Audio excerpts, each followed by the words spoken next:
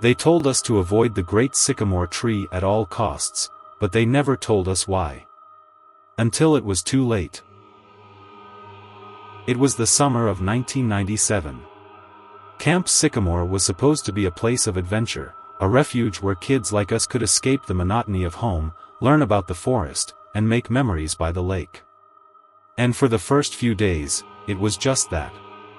Carefree laughter echoing through the woods. Days were warm, nights were cool, and the world felt untouched by anything cruel or dangerous. We were young, clueless, and safe, or so we thought. But then came the warnings, the rules about the sycamore tree. They said we couldn't climb it because the fall would kill us. They said we couldn't damage it because it was older than any of us could imagine. But there was something in their voices when they spoke about that tree, something that felt off. Like they were holding back. Like they were afraid. No one said why it had to be avoided, and we were kids, we didn't think to ask. We didn't know what would happen if we got too close. But by the time we understood, it was already too late. Camp Sycamore was more than just a summer camp. It was a place that could change you. And not everyone came back the same. Some didn't come back at all. And some of us, we wish we hadn't. Let me tell you what really happened. The fire was the only light in the clearing that night. It cast long shadows that danced and flickered across the ground, making the counselors standing behind us look taller, darker, like something out of a dream you can't quite wake up from. The flames snapped and hissed, sending sparks up into the night sky, and the air smelled like pine, smoke, and the faint, sweet scent of marshmallows. We were seated in a tight circle on log stools, some of us shifting nervously, the glow of the fire reflected in wide, unblinking eyes. Mr. Daniels, the camp director, pulled his stump closer to the fire, leaning forward with his elbows on his knees. His voice came low and gravelly, like the creak of an old door. "There's a story we haven't told you yet," he said, his face lit in flashes by the flames. "A story about this camp. About that tree by the lake." Behind him, one of the junior counselors, Mia, stepped forward. She was the kind of person everyone noticed, tall, blonde, glowing like something out of a picture book. Her voice cut through the stillness. "Are you sure they're old enough for this?" she asked, her tone uncertain. Mr. Daniels didn't hesitate. He jabbed a finger toward her, his voice rising just enough to make us all sit a little straighter. "What would you have me do?" he asked. "Keep them in the dark? They deserve to know the truth." He turned back to us, his voice dropping again. "The sycamore isn't just a tree. Arborists will tell you it's hundreds of years old, older than the state of Ohio itself. But that's not true. That tree was planted in 1944, during the war." We all froze. We'd read about the tree in the camp brochure. It was supposed to be ancient, something that predated the founding of the state. Why would he lie about that? Back then, Mr. Daniels continued, there was no camp here. Just a single cabin by the lake, where a young woman lived alone. Her husband was off fighting in Europe, and she was expecting a child. She wrote letters to him every week, telling him how she couldn't wait for him to come home. How they would raise their child together on this land. But then the letters stopped coming. The fire crackled, and somewhere in the woods, a distant animal let out a shrill cry. None of us moved. She waited for weeks, Mr. Daniels said. And then the telegram came. Her husband was dead. Killed in action. That same day, she went into labor. Alone, in that little cabin, she gave birth to a baby boy. He paused, reaching down to unscrew the cap of a canteen at his feet. He took a slow, deliberate drink, the silence stretching thin around us. When he spoke again, his voice was quieter and harder. She couldn't look at the baby without seeing her husband. Everything about him reminded her of what she'd lost. His cries, his little hands, his bright blue eyes. She hated him for it. And one night, as she lay awake, listening to the wind in the trees, something changed. She heard the forest speaking to her. Not in words, exactly, but in whispers. She heard it say there was a way to bring her husband back. Life for life. A tree cannot grow without a seed. A cold shiver ran down my spine. The fire seemed smaller somehow, the shadows deeper. That night, Mr. Daniels said, she got out of bed. She put on her gardening gloves and work boots, grabbed a small shovel from the wall, and stepped outside. She walked to the edge of the clearing where the trees stood waiting. She carried her baby with her, wrapped in a soft blanket, still asleep. And then, she dug. She dug until the hole was big enough to plant something, or someone. She set the shovel aside. And then, she laid the baby down in the dirt. He stopped, his eyes lifting to the starry sky above us, as if searching for something there. The fire had burned lower, the embers pulsing faintly, casting everything in a dim orange glow. The next morning, he said, she woke up and went outside, expecting to see her husband walking toward her through the trees. But he wasn't there. The only thing she found was a tiny sapling, sprouting from the soil where she had buried her child. Someone gasped. I wasn't sure who. My own breath felt stuck in my chest. The sapling grew quickly, Mr. Daniels said. By the end of the week, it had branches. By the end of the month, it towered over the cabin. She realized she'd been tricked. The trees hadn't brought her husband back, they'd taken her baby. She couldn't live with the sight of that tree. Every day, it grew taller, stronger, its roots reaching deeper into the earth. She screamed at it. She kicked it. But it wouldn't break. One night, she couldn't take it anymore. She climbed the tree, tied a rope around one of its branches, and hung herself. Mr. Daniels paused again, his stick poking at the fire until it collapsed into a bed of glowing embers. That tree is still here. You've seen it. And now, you know why we say to stay away. Life for life. That's the rule of the forest. So if you value yours, keep your distance. None of us said a word. We barely breathed. And as we walked back to our cabins in the dark, the sound of the wind in the trees seemed different. For the first time, I thought I could hear it whispering. Mia wasn't like the other counselors. From the moment we saw her, she stood out, not just because of her looks, though those were impossible to ignore. She had this presence, this quiet confidence that made her seem untouchable. She didn't act like she was trying to impress anyone, which somehow made her all the more magnetic. She was tall, with blonde hair that she kept tied back in a scrunchie most of the time, and her smile, warm and effortless, made you feel like she was actually happy to see you. But it wasn't just her looks. Mia had a way of talking to us that felt different. She treated us like we mattered, like we weren't just a bunch of kids she had to babysit for the summer. Mia ran the greenhouse at camp, and for a few mornings each week, she taught us about plants. She showed us how to plant seeds, how to tuck them into the soil and pat it down so they'd grow properly. She'd say things like, every little seed has the potential for something amazing. You just have to give it the right care. We hung on her every word, not because we cared all that much about zucchini or tomatoes, but because it was Mia. Even outside the greenhouse, she was the kind of person everyone wanted to be around. Other counselors wore tank tops and shorts, showing off for each other, but Mia always wore baggy sweatpants and hoodies, even on the hottest days. It didn't matter. She was the most beautiful person we'd ever seen, and she didn't need to try. For the first month of camp, Mia was the bright spot in every day. She'd smile at us during meals, wave at us during hikes, and always take the time to make us feel noticed. That's why, when she got sick, it hit us harder than we expected. It started after a trip to the lake. One afternoon, we came back to the cabins and saw her bent over outside the greenhouse, vomiting into the grass. She wiped her mouth and stood up slowly, looking pale and tired in a way we'd never seen before. Our next lesson in the greenhouse was cancelled, and by the end of the week, Mr. Daniels had moved her into the guest wing of his private lodge. "She needs rest," he told us at dinner one night. "A real bed, some privacy.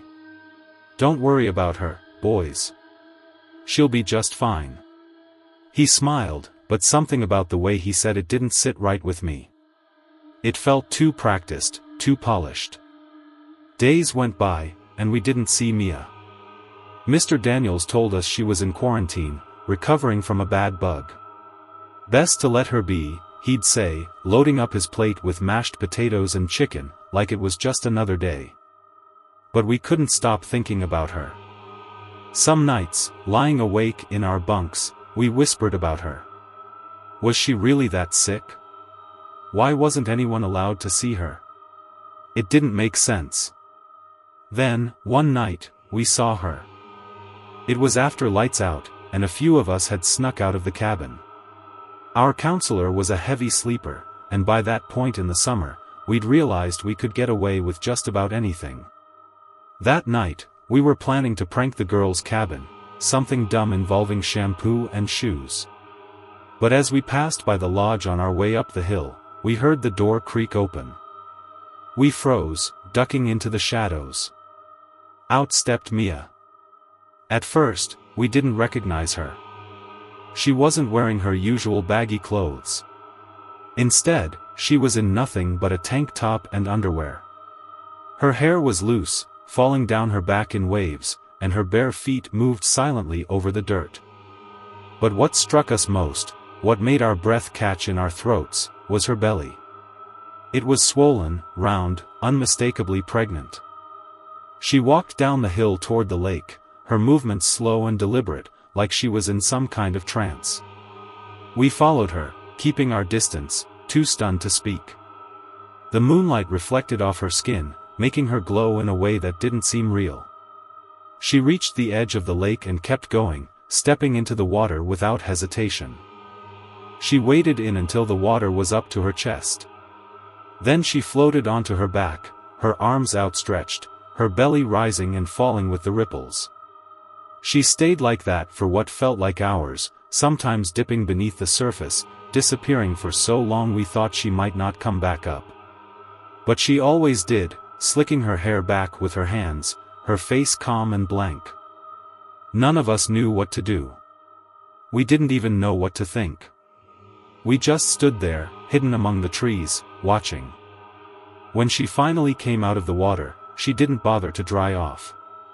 She walked back up the hill the same way she'd come, her tank top clinging to her body, her hair dripping onto her shoulders. She didn't look at us, didn't seem to see us at all. We stayed by the lake for a long time after she disappeared, staring at the water, at the sycamore tree on the shore, its branches stretching out like claws. None of us slept that night. And by morning, it was as if nothing had happened. Mia was still in the lodge, still recovering, and no one else seemed to notice anything out of the ordinary. But we couldn't forget what we'd seen. And deep down, we all knew we weren't supposed to have seen it. A week after we saw Mia at the lake. By then, the rumors in our cabin had reached a fever pitch. Some of us whispered that she wasn't really sick, that something else was going on. Others said the pregnancy wasn't real, that our eyes had played tricks on us in the moonlight. But none of us could stop thinking about her, about that night. Then came the whispers about Mr. Daniels. A few boys had seen him walking the grounds late at night, long after the lights in the cabins and the lodge had gone out. Always alone. Always heading toward the woods. That night, one of the boys shook me awake. "Get up," he whispered. "It's Mr. Daniels. He's out there." The air outside was thick and still, the kind of summer night where every sound seems louder than it should be. The crickets chirped in unsteady rhythms, and the faint rustle of leaves in the trees sounded almost like whispers. We followed the others down the hill, keeping to the shadows. A group of boys had already trailed Mr. Daniels into the woods, and we were trying to catch up. We moved as quietly as we could, our hearts pounding in our chests, our breaths shallow and quick. When we found the others, they were lying flat on their stomachs at the edge of a small clearing. One of them waved us over, motioning for us to get down. I crawled up beside them, and that's when I saw him. Mr. Daniels was in the middle of the clearing, on his knees, digging. He wasn't using a shovel, just his hands, clawing at the dirt like an animal. The moonlight caught the sheen of sweat on his face, and his breath came in sharp, ragged gasps. Behind him, just a few feet away, was something small, wrapped in a pale blue blanket. It was so still, so quiet, that I didn't realize what it was at first. "Is that?" one of the boys whispered, his voice barely audible. We all knew. None of us wanted to say it. Mr. Daniels stopped digging for a moment, sitting back on his heels. He wiped his hands on his pants, leaving dark smudges of dirt, then reached for the bundle. He picked it up carefully, cradling it in his arms. "Shoo," he whispered, rocking it gently. "It's okay. It's going to be okay." None of us moved. None of us breathed. Then, he placed the bundle in the hole he'd dug. He stood there for a long moment, looking down at it, his shoulders rising and falling with each labored breath. Finally, he bent down and began covering it with dirt. His hands worked quickly, methodically, until the hole was filled and the ground was smooth again. We stayed there, frozen, as he stood up and wiped his hands on his pants again. He didn't look around. Didn't seem to notice anything but the ground beneath his feet. And then he walked away, back toward the lodge, disappearing into the shadows of the trees. We didn't know how long we lay there after he left. It felt like hours, though it could have been just a few minutes. Finally, one of the boys whispered, "We should go." But no one moved. Something was wrong. The dirt where Mr. Daniels had buried the bundle wasn't flat anymore. It was shifting, sinking, like something was moving beneath it. And then we saw it. A small, pale hand broke through the surface, its fingers flexing and curling, grasping at the air. We didn't scream. We didn't run. We just stared, our bodies frozen in place, our minds trying to make sense of what we were seeing. The hand kept moving, its fingers scraping at the dirt, trying to pull itself free. Finally, one of the boys whispered, we have to fix it." I didn't know what he meant. Not at first. But then, slowly, we all started moving. We got down on our hands and knees and began pushing the dirt back into the hole. The hand flailed, clawing at the air, but we kept going. We worked together, pressing the dirt down, packing it tight. Gently, one of the boys said, his voice trembling. But firmly. "So there's no air pockets." Just like Mia had taught us. When it was done, we sat back on our heels, staring at the ground. The hand was gone. The earth was smooth again, undisturbed. We pressed our palms against the dirt one last time, making sure it was snug. No one spoke as we made our way back to the cabin. The crickets had gone quiet, and the wind in the trees sounded different now. I didn't sleep that night. None of us did. And in the silence, I could still feel the dirt beneath my hands, warm and soft, as if something was breathing beneath it. It wasn't long after that night in the woods when everything at Camp Sycamore fell apart. It started with whispers, small things the counselors tried to keep from us, like why Mr. Daniels wasn't at breakfast or why a few of the senior counselors seemed to avoid the fire pit during evening announcements. But the real shock came when 4 police cars rolled through the gates one afternoon. The sight of them sent a ripple through the camp. Kids leaned out of cabin windows, counselors hurried to quiet everyone down. At first, it was just strange, adults whispering to each other, glancing over their shoulders. But then we saw Mr. Daniels being led away in handcuffs, his face pale and tight, his head lowered as if he could hide from what was happening. The rest of the day was chaos. Counselors were called into the lodge for meetings. Parents arrived early to pick up campers. And by that evening, the camp director's arrest was on the news. I don't know who told the police about the baby. To this day, none of us can remember how the truth finally surfaced. Maybe someone talked. Maybe there was evidence we didn't know about. What we did know was this: Mr. Daniels had been charged with unspeakable crimes. At first, our parents tried to shield us from the details, turning off the TV and speaking in hushed tones when they thought we couldn't hear. But the truth came out anyway, in bits and pieces, like scraps of a nightmare we couldn't wake up from. Mr. Daniels had been accused of impregnating Mia, the girl we had all looked up to, and burying the baby in the woods. The campfire stories, the whispers about the tree, they weren't just legends. They were tied to something real, something none of us could fully comprehend. We didn't see Mia again until the trial. Some of us had been called as witnesses, and our parents reluctantly agreed to let us testify. We sat in the courtroom, our small bodies swallowed by stiff suits and polished shoes, feeling like imposters in a world of adults. Mia sat near the front, dressed in black, her face pale and drawn. She didn't look at us. Not once. The trial was long, and the words spoken in that room were heavier than anything we could carry. Lawyers argued back and forth, their voices sharp and clinical, as if they could dissect what had happened and piece it back together into something that made sense.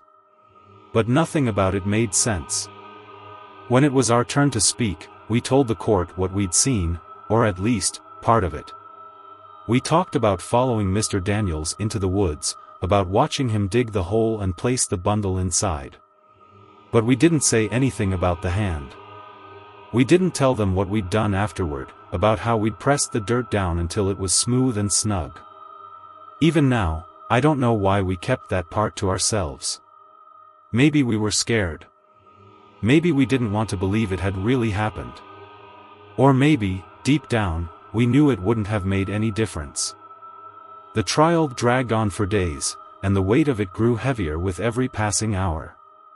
But the moment that haunts me most came on the second day, during a break. A few of us were standing in the courthouse parking lot, trying to keep our shoes clean on the cracked pavement, when we heard the sound of a car door slamming. We turned, and there she was. Mia. She had jumped out of a moving car, her black dress billowing around her as she stumbled to her knees. Her hair was loose, her face wild, her eyes filled with something I still can't name. She got up, scrambling toward us with a kind of desperation that made the world stand still. "Look at me," she screamed. "Look at me, boys. How could you? How could you?" Our parents tried to step between us, their hands outstretched, but Mia pushed past them. She was crying now, her voice cracking with each word. "You saw it," she shouted. "You saw what he did. You could have stopped him." Her words hit like a punch to the gut. We had no answers. We just stood there, silent, as she fell to her knees in front of us, sobbing into her hands. Eventually, someone pulled her away. She was put back in the car, and we never saw her again. The ride home that day was quiet. Our parents tried to comfort us, saying things like, "None of this is your fault," or, "You did the right thing by telling the truth." But their words felt hollow, like they were trying to patch up something too broken to fix. The truth is, we didn't tell the whole truth. And that's what stays with me. In the years that followed, some of us went on to lead normal lives, or at least, lives that looked normal from the outside. Others didn't. A few turned to drugs or alcohol, trying to drown out the memories. Some disappeared altogether. As for me, I still hear Mia's voice. Late at night, when the house is quiet, her words echo in my head. "You could have saved her. And the worst part is, she was right." She was right.